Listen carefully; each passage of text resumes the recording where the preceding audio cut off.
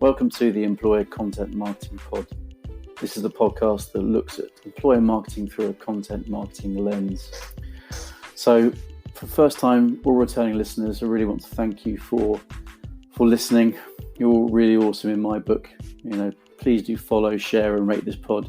Your support really does mean a lot to me, and I think it really helps kind of keep the motivation going to still produce these episodes and have chats with some great people in the industry. Good morning, good afternoon, good evening, whenever and wherever you're listening. In this episode, I wanted to talk early careers recruitment. It's been a big part of my career in employer and recruitment marketing, and I've seen it often take up the lion's share of focus, effort, and budget for many organizations. It's a highly competitive market, and organizations recruiting early career talent is often a big part of that. So that's why I'm super happy to have Conor Cotton from Springpod with me today. Hi Conor, how's it going? Hi, yeah, thank you for having me on. What part of the world are you locked down in at the moment? So I'm currently in Cheshunt, so Hertfordshire, and not a million miles away from where you are as well. Yeah, I'm in Enfield, so not too far at all. Got a family in Cheshunt, so yeah, nice one. Good part of the world. For sure. So really thought kind of just wanted to start off by really, if you just introduce yourself, what's your role, and tell us a bit about what Springpod do. Yeah, definitely.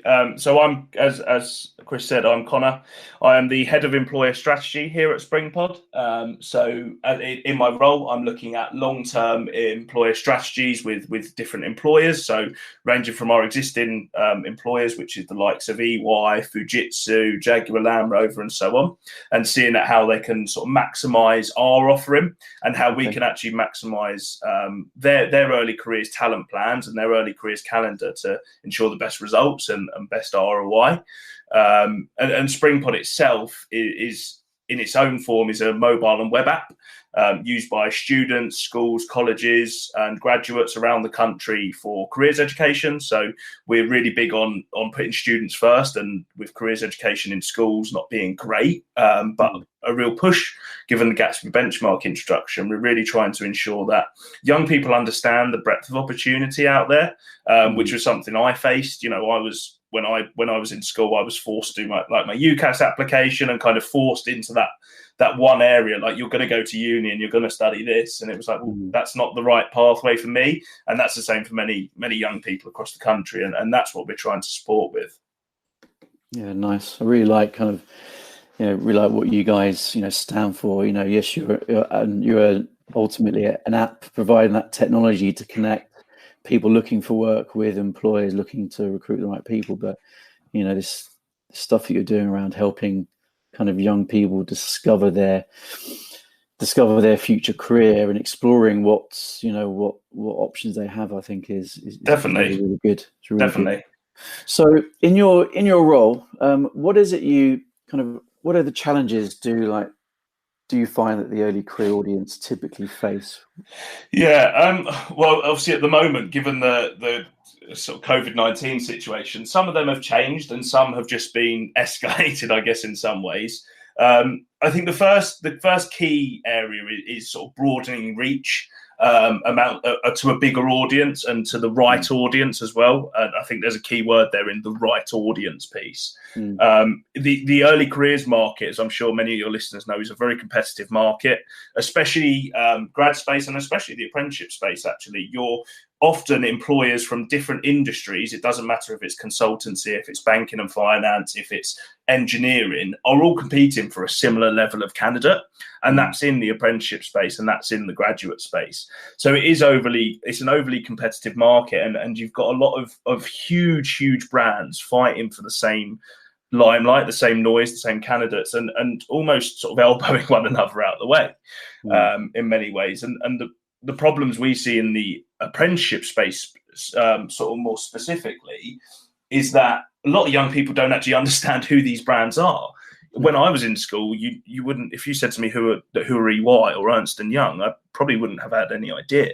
Only since working with them and developing a relationship with them have I been able to understand that. And it's the same for many young people across the country. So being able to broaden reach and put your employer brand at the forefront, and being able to allow young people to understand who you are and why it is important to come and work for you. And at the end of the day, not necessarily your competitors or not other industries as well. Like I said, the competition amongst the engineering and even consultancy and so on is so rife now, as they fight for that same pool. So that's one area where we're seeing a lot of struggle in, should we say, in some ways. Obviously, due to COVID-19, a lot of people strip back their recruitment processes, and there's only a few that are still recruiting.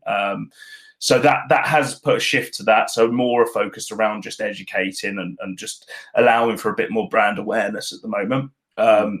Another thing we've seen is actually time and resource. Early careers recruitment sort of teams and early careers marketing teams and so on. Often, yes, like you said at the start, they have big budgets. They're a huge part of a big brand and even smaller brands' overall sort of recruitment that they deliver. However, that doesn't mean that they have a team of 20, 30, 40 people. Often, sure. Yeah, definitely. Often you've got teams of 4, 5, 6 people at the max. And even then, that is on a good day with some employers. So workload and so on and so forth is often an issue, and being able to often they're working with so many suppliers, they're working with agencies as well and so on, and they need to almost take workload off them, and they can't do everything. They can't go to every school, they can't go to every university, they physically can't be on campus anymore. So yeah, true. Digital assets and being able to support them as much as possible is also another area we've seen where we've been able to really support and really grow our business in the employer market, because we are a managed service. Even Oliver Fisher, who would have been talking on one of your previous episodes about Springpod Studios, that was managed content. We even supported the creation of that. So, and that's something where we've seen, like I said, a big struggle, but we've been able to plug that gap. Nice. And I suppose actually that thing around campus, and obviously with the pandemic, and there's a big challenge there, isn't there, about what's going to happen in the autumn. I've been involved in campus recruitment, the milk round as it's called, and I've often found that actually in fact the term milk round suggests a bit of kind of hamster wheel element to it, doing the milk round each year, and with that I think can become a bit of sameness, going, well, we'll go to these careers fairs, we'll do these workshops, we will go in these publications and advertise in these publications, we will do a bit of social, we'll do some video, and actually I find that what's happening now is, with people not being able to go onto campus, are they going to be printing loads of brochures? Are they going to be going to maybe too many careers fairs because they're not going to the right places? Exactly. Actually, like with what's happening in many parts of the world and many organizations and industries, is will this actually break the milk round a little bit and get people to think differently? Yeah, I know this sounds really strange, and obviously what's going on in the world right now is awful, and you wouldn't wish illness or anyone on your worst enemy. But in a way, for the early careers recruitment marketing element, it's been a kind of blessing in disguise, because it's allowed people to almost pivot and create long-term strategies that are more digital, and really think about, okay, how are we going to put our employer brand at the forefront? I mean, there's a big thing that I was talking to someone the other day, and I said, people are going to ask you, what did you do as an employer during COVID-19? Yeah. So you need to think about your employer brand right now. And if you aren't making any noise right now, and if you aren't putting your employer brand in the correct position, and you're not being shown as a good potential employer for the future or so on, then you're going to suffer when we come out of this, because people are going to want to work for the brands that made the noise, that were being seen in the market, and that were doing the right thing. And I think that's so important. And like I said, in a way, that's where this has been a blessing in disguise, because people have been able to invest that extra time that they might have created from this. And also look at things like you said, social media, for example, which was probably underutilized in this market, looking at things like virtual events and so on, which are more highly targeted and often actually less workload, because you can hit 3,000 schools in a day on a virtual event instead of one school per day on campus. So the results are potentially massive. Yeah, for sure, definitely. And you guys have been doing, you did Learn Lounge, which is, fantastic series of online sessions. And Ollie talked a bit about this, but you've reached thousands of people from that, haven't you? Yeah, and it's a testament as well to the speakers. We've had Monty Panesar, the cricketer, Mark Warburton, the QPR manager. We've had Simon Esner, who's an entrepreneur and chef as well. So, the people we've had, it's really supported in young people are often, I think, going to be sat at home right now and wondering, what am I going to do? There's no one recruiting. What's going to happen to the economy?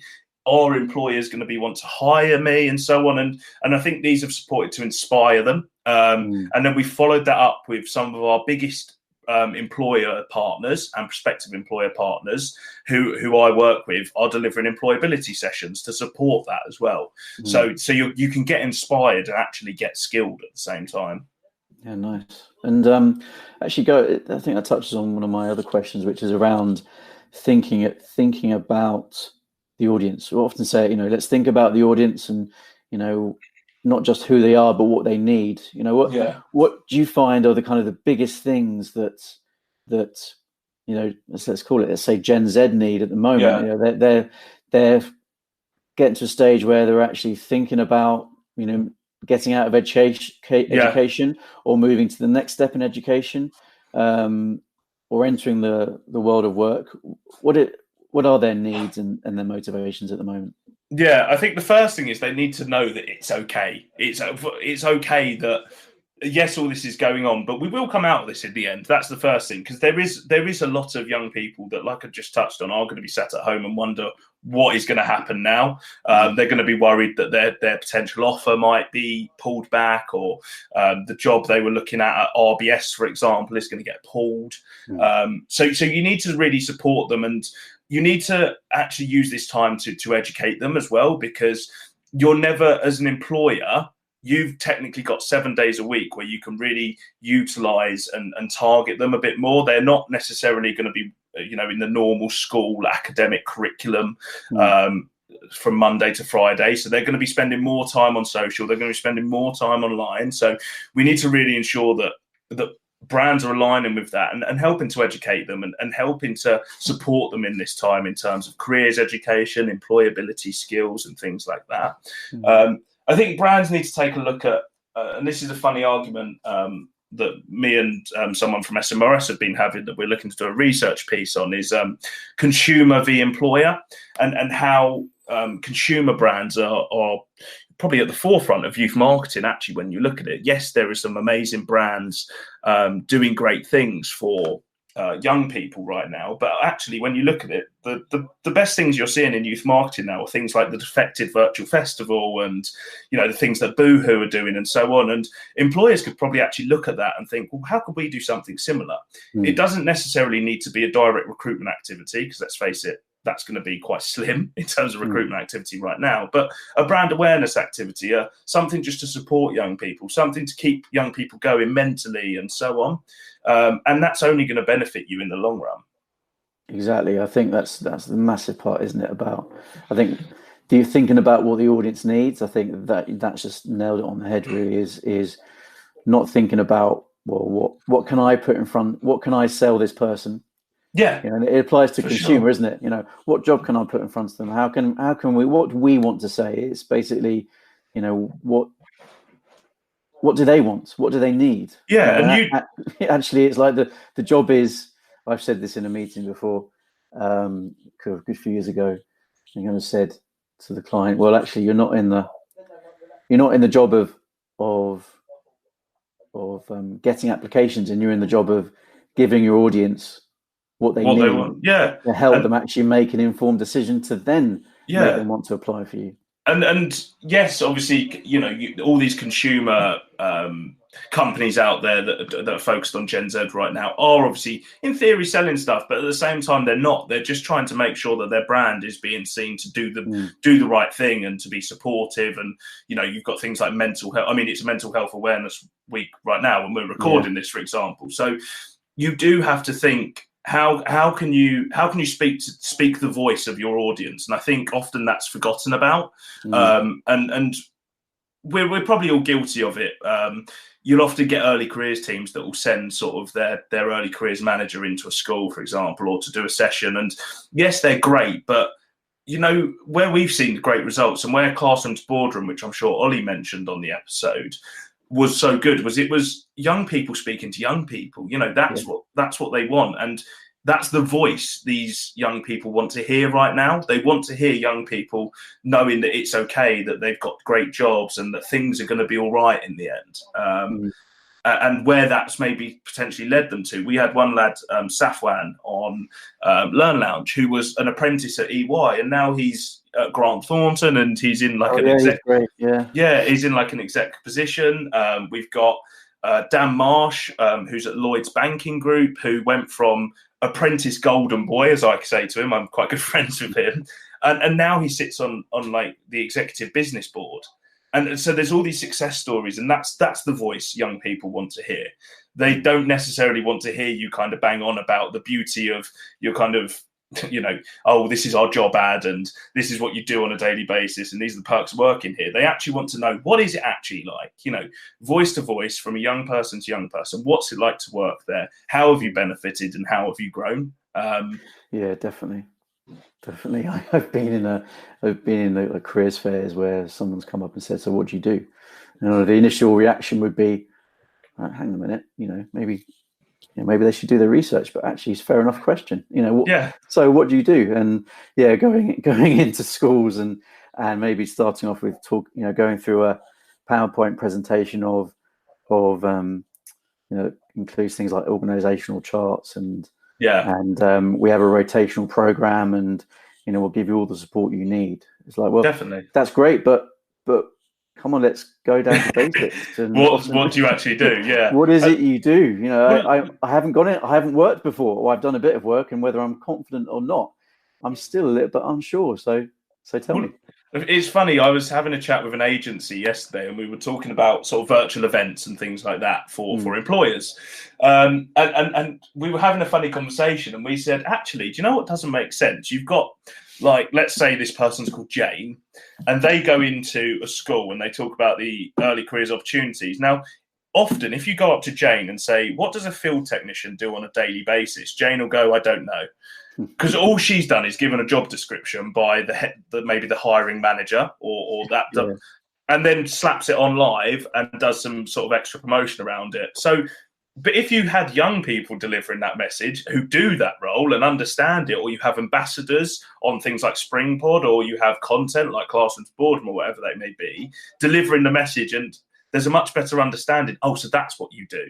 It's not you're just a field technician. What does a field technician do? Oh, I don't know. This is what I do on a daily basis, and this is how it's benefited me, and this is my potential growth.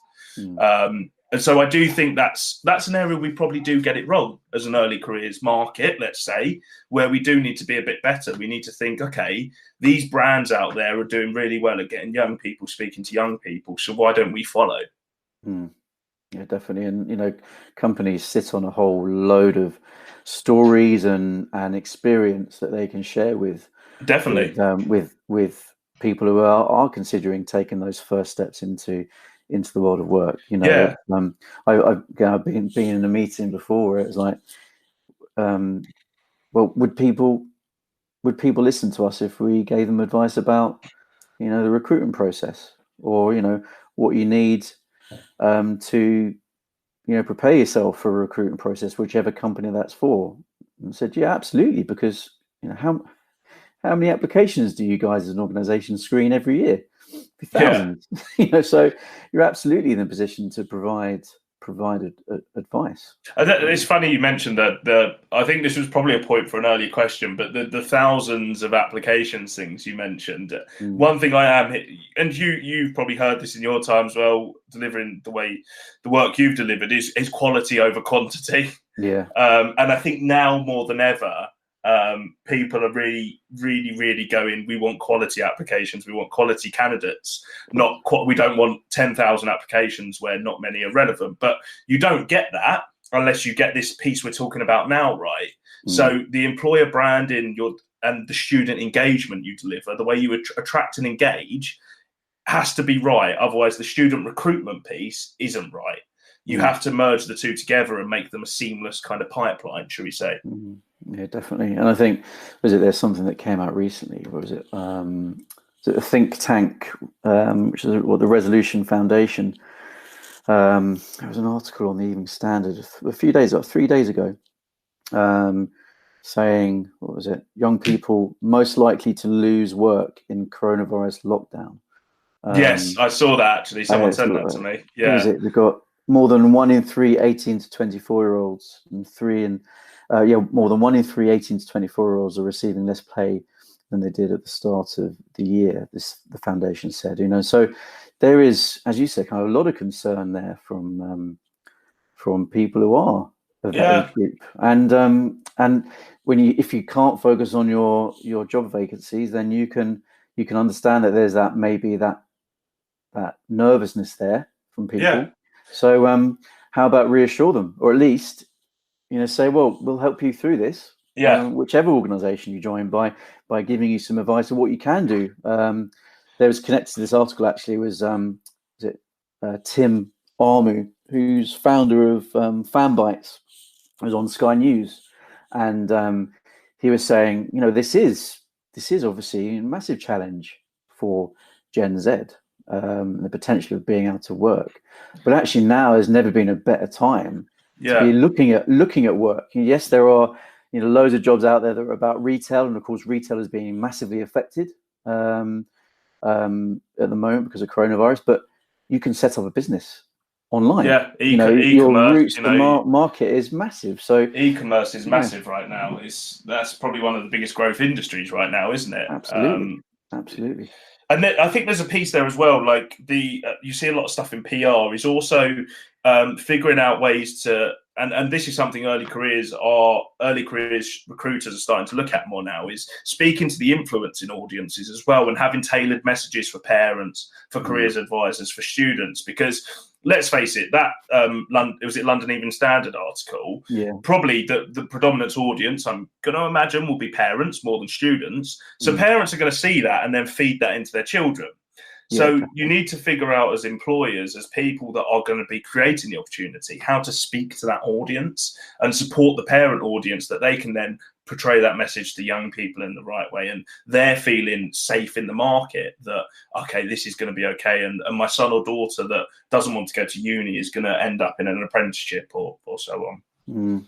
So EY did something called Clueless Mum, for their connected to their apprenticeship recruitments, where basically had a mum, I think, who turned up to one of their they call it parentership, which is taking parent and apprenticeship and put the two together, which is pretty cool. And she basically did a vlog, which is about her talking about being a mum of someone who's looking for work. And it's really nice that actually EY drove that, because there will be, as you say, influencers like parents being concerned about stuff and being maybe not sure about how to do things, and actually listening to someone who is unsure about the same things, but also finding out what they've done to address the concerns that they've got and their children have got, is a really nice way of doing it.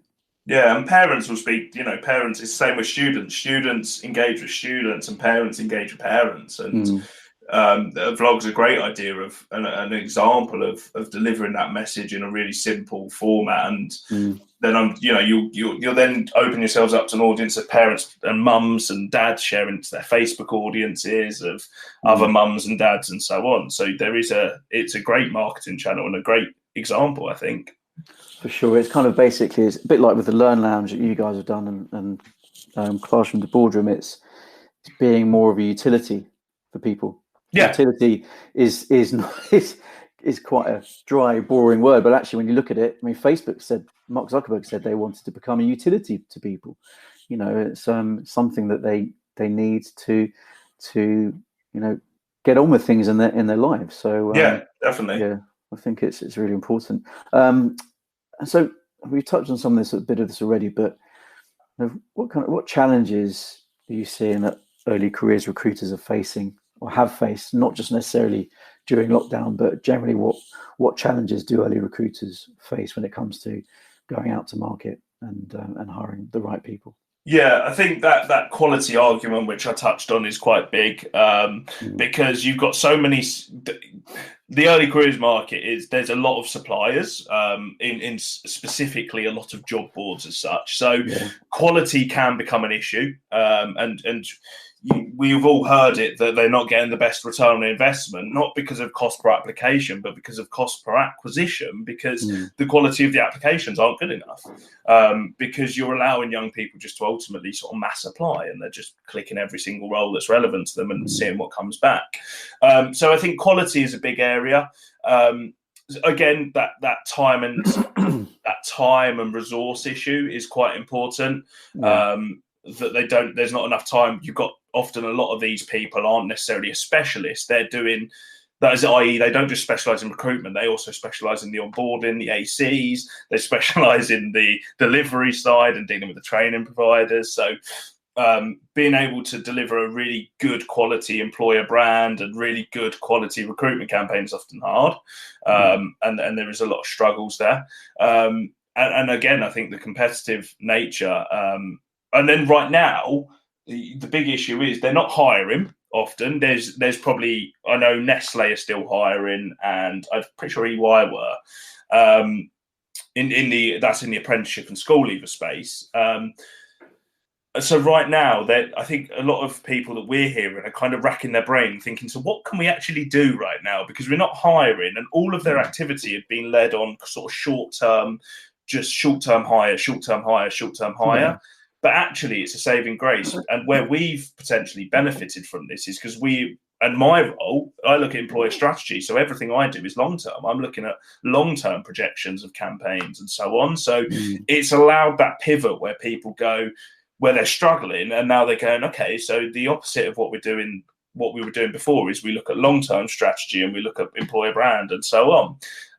So actually, yes, there's issues, but there's also a lot of positives that you can pull out of these things. And if you're a supplier in this space, you need to figure out how to pivot. If you can't pivot, you're not going to come out of this.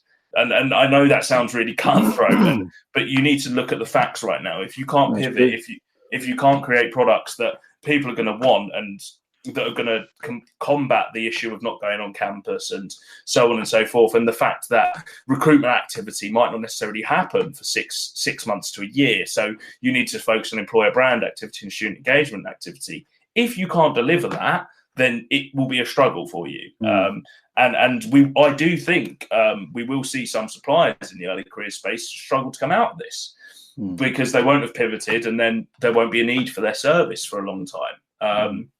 So yeah, in downfall there is always opportunity, but it's about the suppliers and the early careers employers and students and teachers and everything else kind of coming together to figure out what does that look like now. And that's something that we've seen, that we've done with things like Learn Lounge and so on, virtual events. We're delivering online open days for schools, colleges, universities, and even some employers.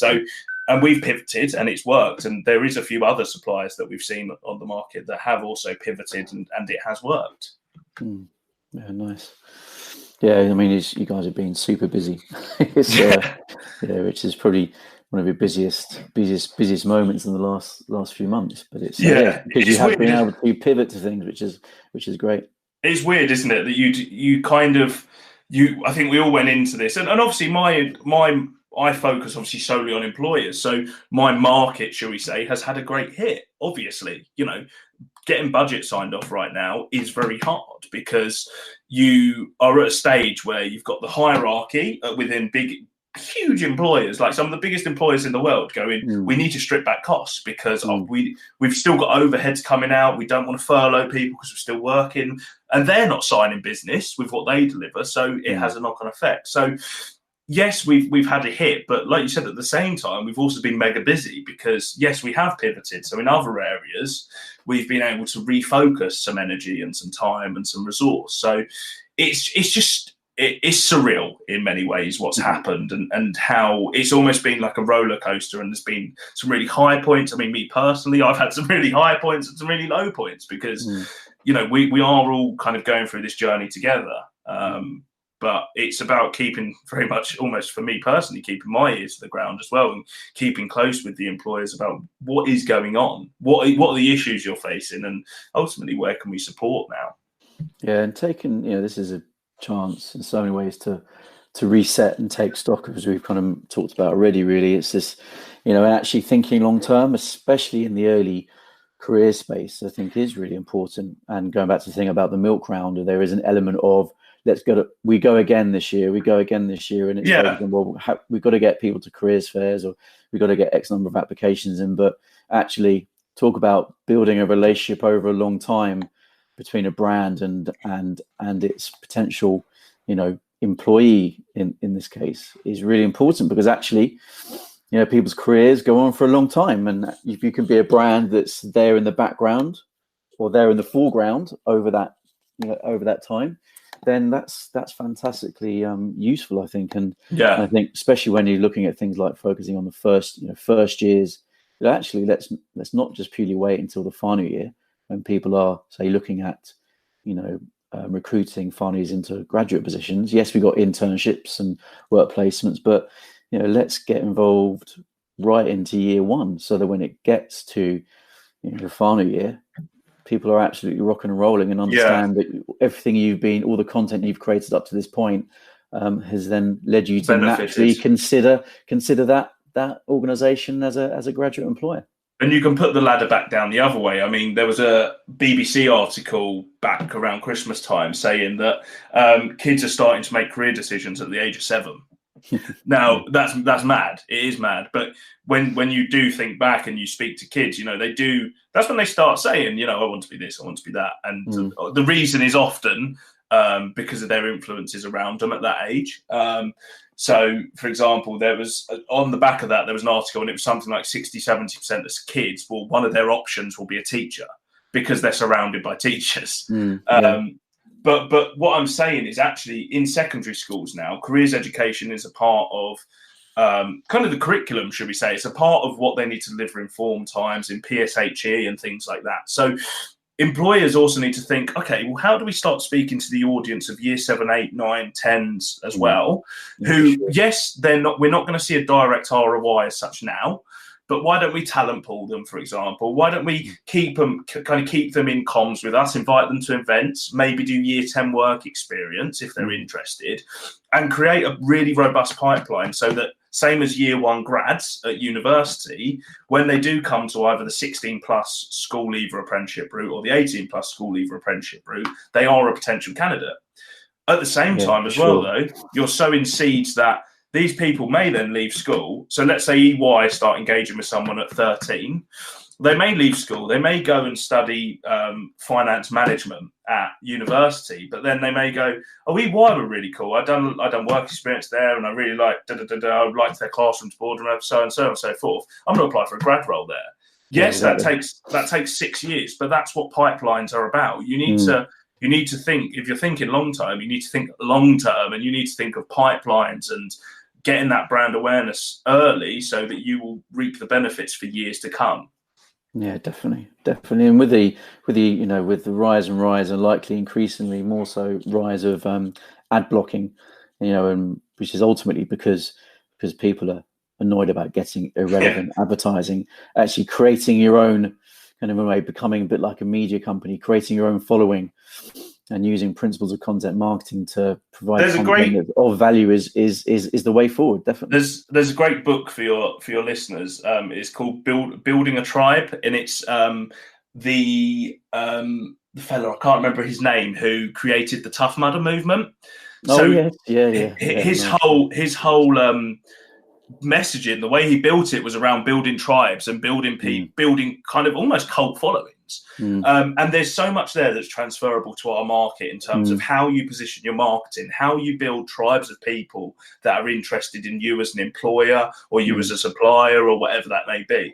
And I have to admit, it was recommended to me by someone else who works within this market, and you don't realise how much similarity there is there. It's, this is talking about basically getting loads of people to run in a field that's really muddy and jump over stuff and all this kind of stuff. Yeah, I've done that. Yeah, dive into pools of cold water and all that.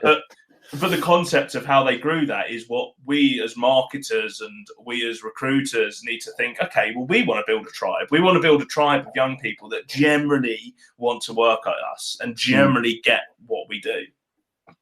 Exactly. And that, that's got that tribe element, and it's used, different words are used for this, but it's the same thing, which is building that feeling of tribe and community amongst all of your employees. That's ultimately, that's massively about employer branding and your employee value proposition. If you have people who feel that they are in the right place for them and working with people that are are of the same kind of view on life, then they're going to enjoy themselves at work, and in turn the organization is going to be successful in so many ways because of it. Definitely, 100%. Well, we'll tell you what, ping me that link to that book, and what I'll do is I'll drop it in the episode description, along with some other stuff that we've talked about here. I think there's some useful things we can ping people to. So thinking about the next question. So I think we've got probably another, let's say maybe 10 minutes. So, but what do you can you tell us about what you're doing, something you're doing with a client at the moment? You don't have to name them, or what, totally up to you, but what is it you're doing with a client at the moment that you think our listeners would be interested to hear about? Yeah, so I think the big thing, I'm going to speak purely on the time we're in now. A lot of clients I'm speaking to, we're looking at long-term 12, 24-month strategies, which is fine. But speaking more in the next 6 to 12 months, let's say.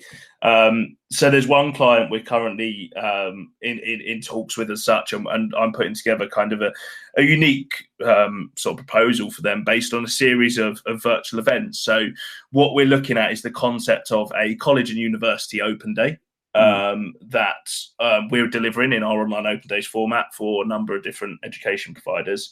And actually what they're looking at is ultimately reinvesting, firstly, all of their events budget into virtual events. So what we're looking at is a series of really, really highly targeted employer insight days. So you'll have they'll have a complete microsite that'll be branded around them, and then they'll have across the section of a week, they're looking at sort of 3 or 4 events around each business function.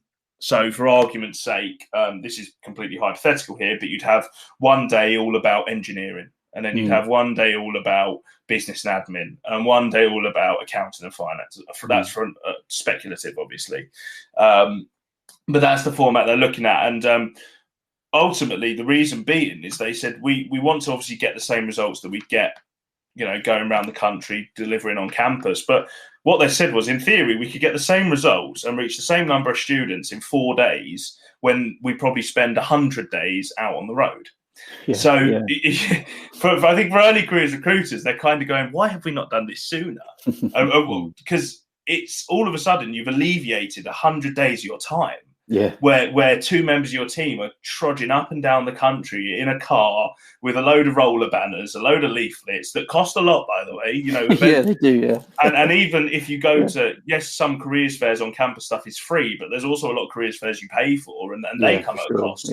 So it's like, well, why have we done this before? So a lot of the strategies at the moment are looking at short-term virtual solutions, but actually we're also thinking, well, if we can target the same audience, why don't we just keep this going? Because it creates that time that we never had before, and it creates the same results. Hopefully, that's the plan. But actually, 100 days is not 100 days. if it's 2 people, it's 200 days. if it's 2 people, and then maybe some people, like, you know, some trainees turning up to the careers fair or a talk, it's it's all of a sudden a year gets eaten up very quickly in terms of time spent.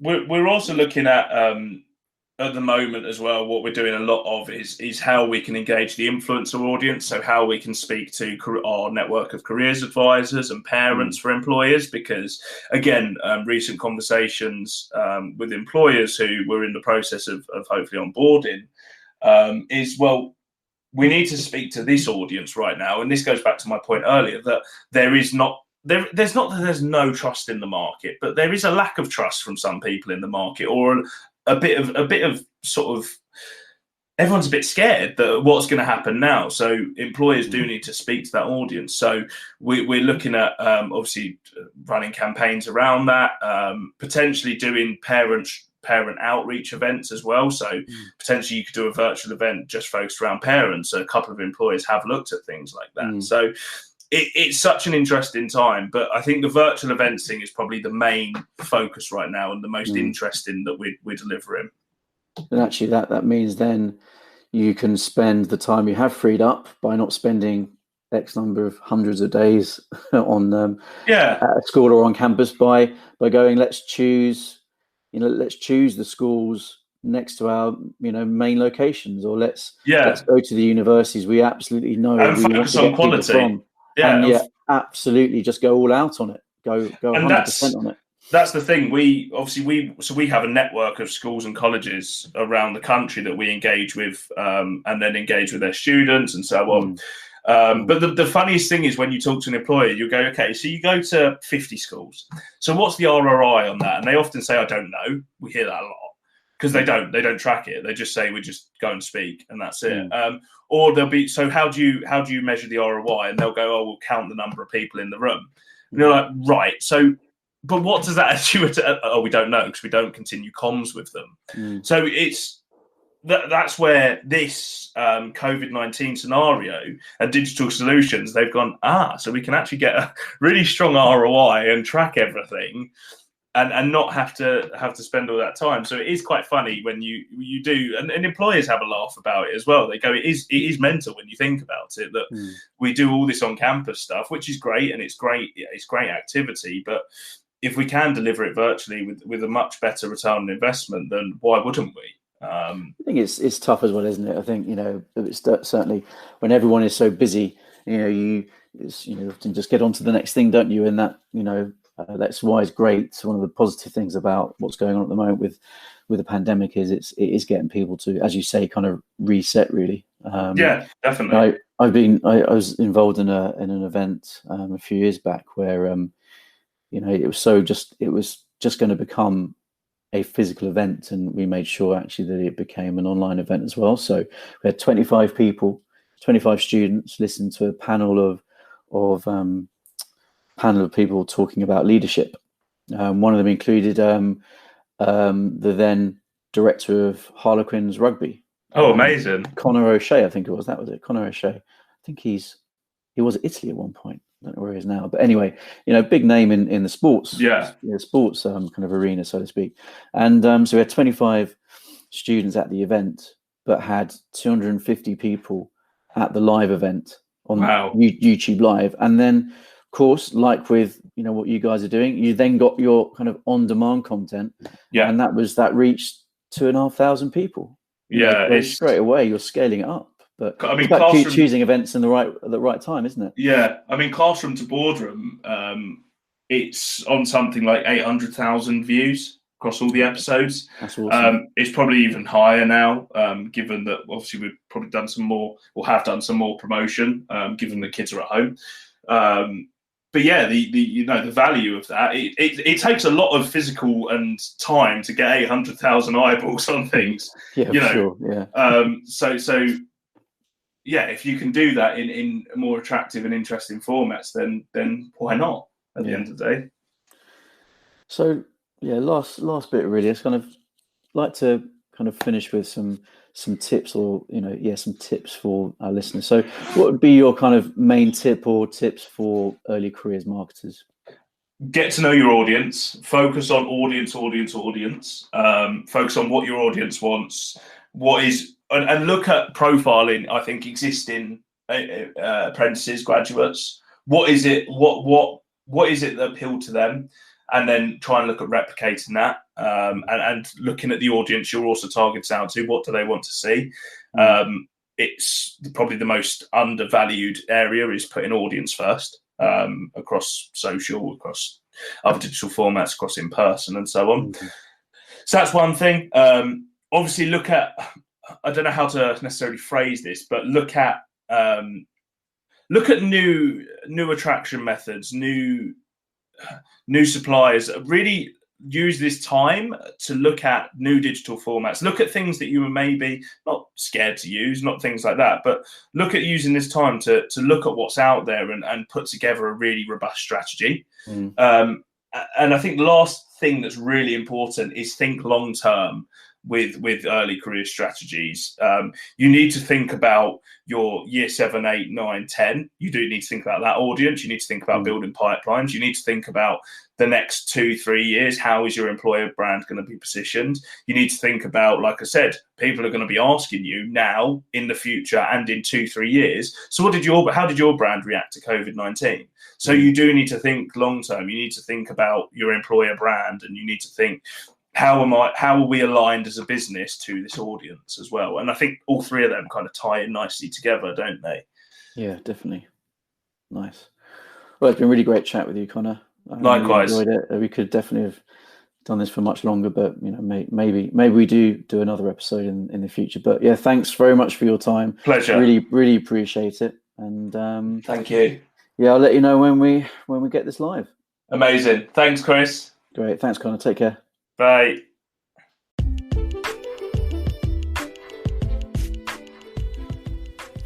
Thanks for listening, and don't forget to follow or subscribe for the latest episode drops. And don't forget to get in touch if you want to contribute.